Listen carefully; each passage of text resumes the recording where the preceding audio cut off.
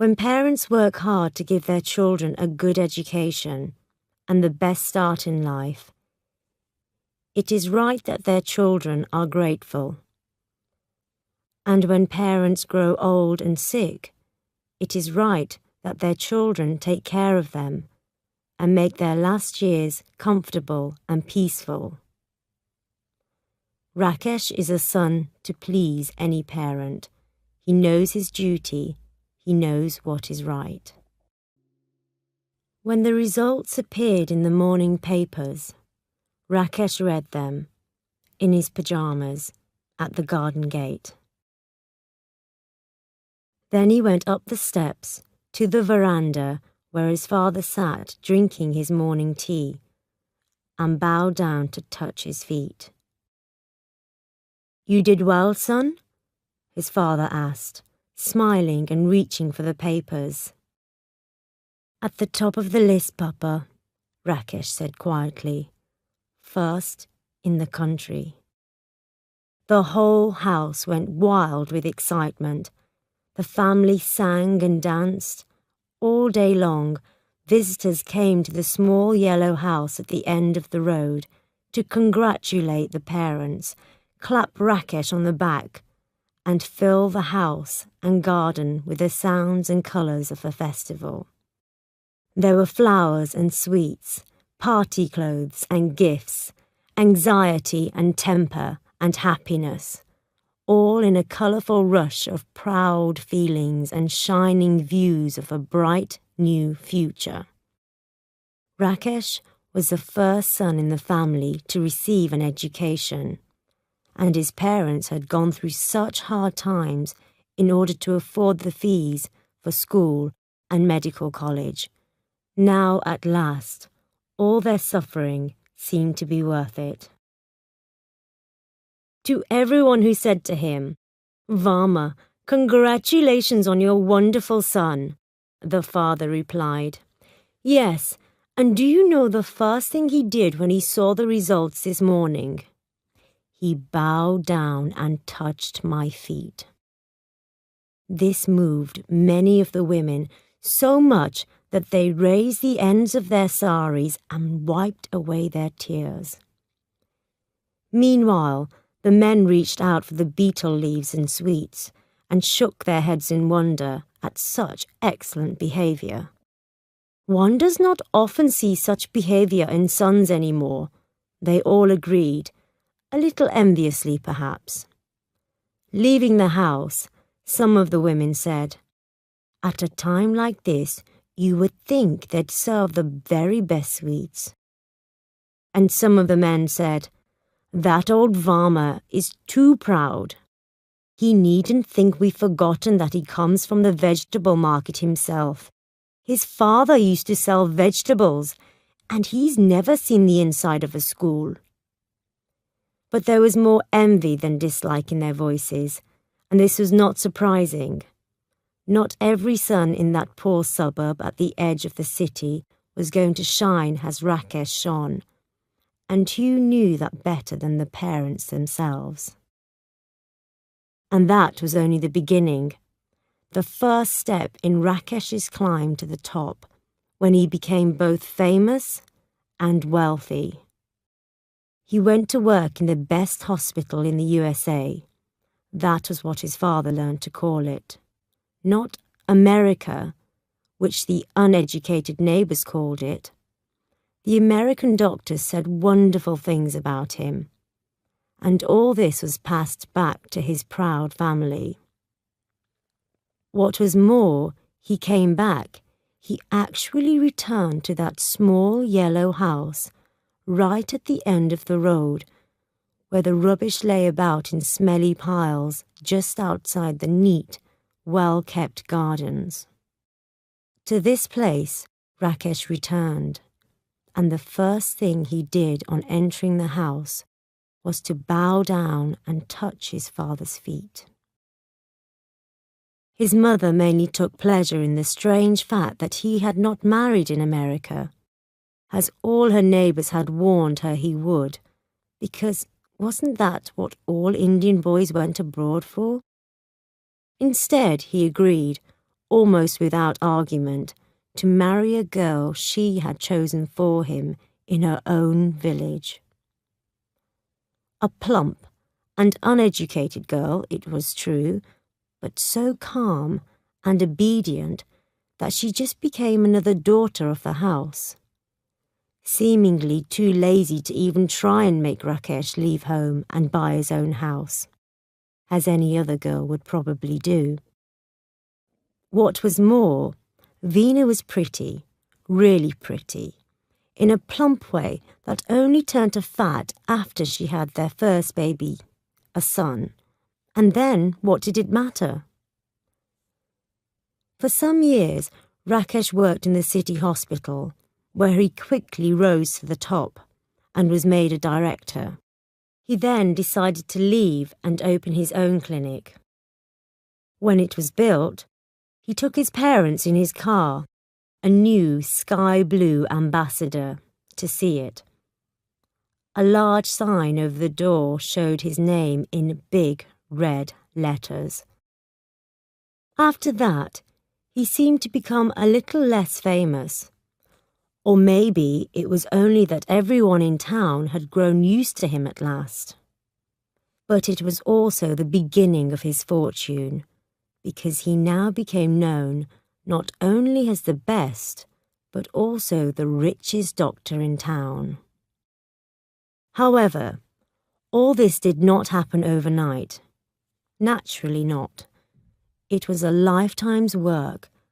By now, Rakesh's father had become an old man and had retired from his job selling lamp oil in a shop, which he had done for 40 years. Rakesh's mother died soon afterwards, with a sigh of happiness, because it was her own son who took care of her in her last illness and who sat rubbing her feet at the last moment. Not many women had had a son like that.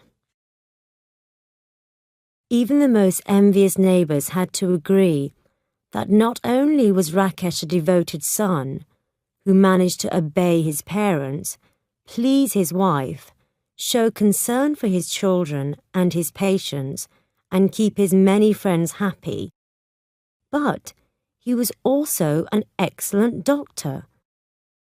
How one man could do all this, a man whose parents had never been to school, no one could understand, but all respected him for his fine qualities.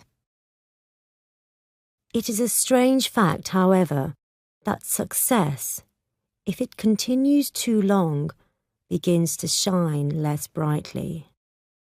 The once proud father no longer took any interest in his famous son's work. After his retirement and the death of his wife, the old man very quickly went to pieces, as they say. He fell ill so often and with such mysterious diseases that even his son no longer knew whether he was ill or just pretending in order to annoy everybody. He sat on his narrow bed for most of the day and developed another annoying habit of stretching out and lying absolutely still, allowing the whole family to think he was dead. And then suddenly sitting up and spitting out a big mouthful of beetle juice at them all. He did this once too often. There had been a big birthday party in the house for the youngest son, and the celebrations had to stop suddenly when Veena discovered, or thought she discovered, that the old man, stretched out on his bed, was dead. The party broke up and the laughter turned to tears, until the old man sat up and Veena received a mouthful of red beetle juice right on the front of her new sari. After that, no one much cared if he sat up on his bed, spitting, or lay down flat, grey as a dead man. Except, of course, for that jewel among jewels, his son Rakesh. It was Rakesh who brought him his morning tea and sat on the edge of the bed in his pyjamas to discuss, or rather, read out the morning news to his father. It made no difference to him that his father's only reply was to spit. It was Rakesh, too, who, on returning from work at the end of the day, persuaded the old man to come out of his room and take the evening air in the garden on the veranda. On summer nights, he ordered the servants to carry the old man's bed onto the grass, and he himself helped his father down the steps and onto the bed for a night under the stars. All this was very pleasant for the old man. What was not so pleasant was that Rakesh even began to control what his father ate. One day, the father ordered Veena to make suji halwa, a rich sweet, and was really sick after eating it. Later, Rakesh marched into the room, not respectfully, but with the confidence of a famous doctor, and said firmly, "No more halwa for you, Papa. We must be sensible at your age. If you must have something sweet, Veena will cook you a little kheer. That's light, just a little rice and milk. But nothing fried, nothing rich. We can't have this happening again." The old man, who was feeling weak after a day's illness, opened his eyes wide at these words. He stared, shocked at his son. He couldn't believe what he had heard. A son who actually refused his father the food he wanted? No, that was impossible. But Rakesh had turned his back and did not notice his father's look. Veena went silently out of the room with a secret smile that only the old man saw and hated. Halwa was the first thing to go. Soon, everything fried was forbidden, then everything sweet, and finally, everything. Everything that the old man enjoyed.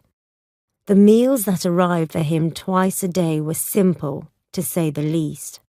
Dry bread, boiled vegetables, and if there were a bit of chicken or fish, that was boiled too. If he called for some more, Rakesh used to shake his head sadly, saying, "Now, Papa, we must be careful. We don't want another illness, do we?" The old man bribed his grandson to buy him sweets in the market. But Rakesh found out and was violently angry with him.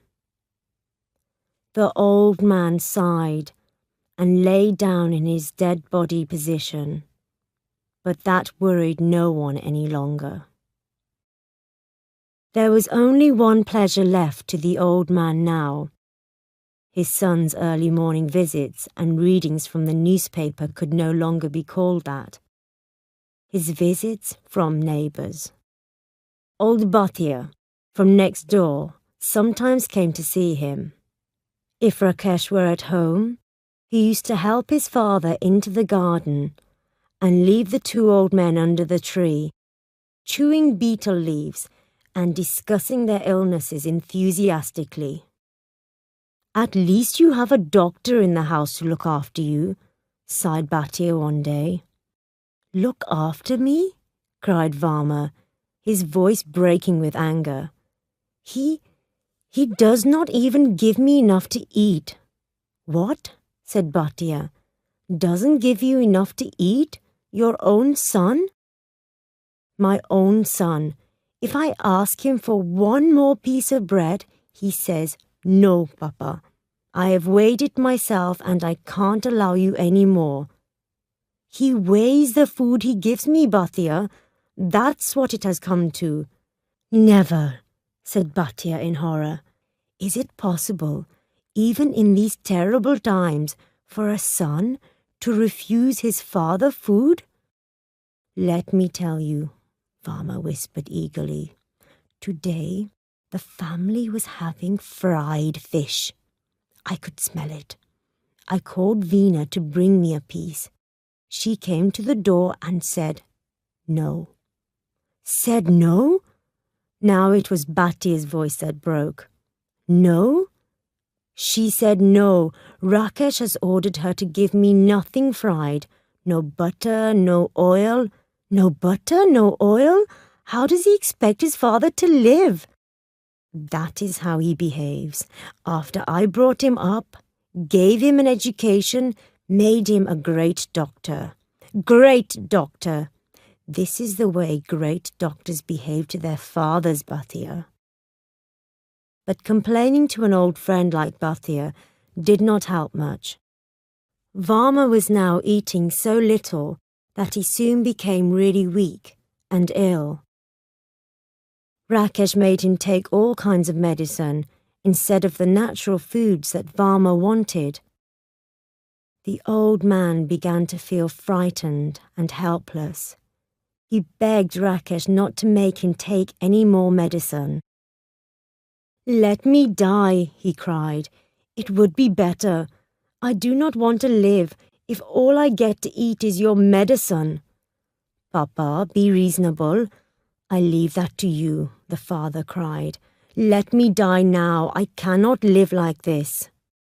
Rakesh left the room, and the old man heard him say, laughing, to someone outside the door, "Lying all day on his pillows, fed every few hours by my wife's own hands, visited by every member of the family daily, and then he says he does not want to live like this?" The medicine he had to take was not completely useless. It kept him alive long after he stopped wanting to live. In the evenings that summer, the servants used to carry out his bed with him on it and put it carelessly down on the veranda. In answer to his complaints, they said the Doctor Sahib had told them he must take the evening air, and the evening air they would make him take. Then Veena, that fat, smiling, silly woman, appeared and piled up his pillows so high that his back ached. "Let me lie down," he begged. "I can't sit up any more." "Try, Papa. Rakesh says you can if you try," she said, and went off to the other end of the veranda to listen to love songs on the radio. So there he sat, like a dead body, cold and stiff, watching his grandsons playing cricket on the grass and terrified of getting a ball in his eye. At last the sky blue ambassador arrived. The cricket game stopped at once, and the doctor, the great doctor, all in white, stepped out. Someone ran up to take his bag, others to walk up the steps with him. His wife turned down the radio and called out to offer him tea or a cold drink. But he did not reply or even look at her. Always a devoted son, he went first to the corner where his father sat stiff and silent, staring at nothing. "Papa," he said lovingly, sitting on the edge of the bed and reaching out to rub his father's feet. Old Varma put his feet under him, out of the way, and continued to stare straight ahead into the dusty yellow air. "Papa, I'm home. How are you feeling, Papa?" Then Varma turned and looked at his son. His face was so old and tired that it could not communicate to the famous man exactly what his father thought of him. "I'm dying," he whispered. "Let me die, I tell you." "Papa, you're joking." His son smiled at him. "I've brought you some new medicine. You must take it. It will make you feel stronger again. Promise me you'll take it regularly, Papa." There was a pause. Then Varma spat out some words, sharp and bitter as poison, into his son's face. "Keep your medicine. I want none. I won't take any more. None. Never." And he knocked the bottle out of his son's hand with a movement that was suddenly grand and effective. His son jumped. The bottle smashed and the thick brown liquid stained his white trousers. His wife let out a cry and came running. All around the old man was noise once again. He gave a push to the pillows behind him so that they fell off the bed and he could lie flat on his back again. He closed his eyes and pointed his chin at the ceiling, saying as firmly as a sick old man could, "God is calling me. Now let me go."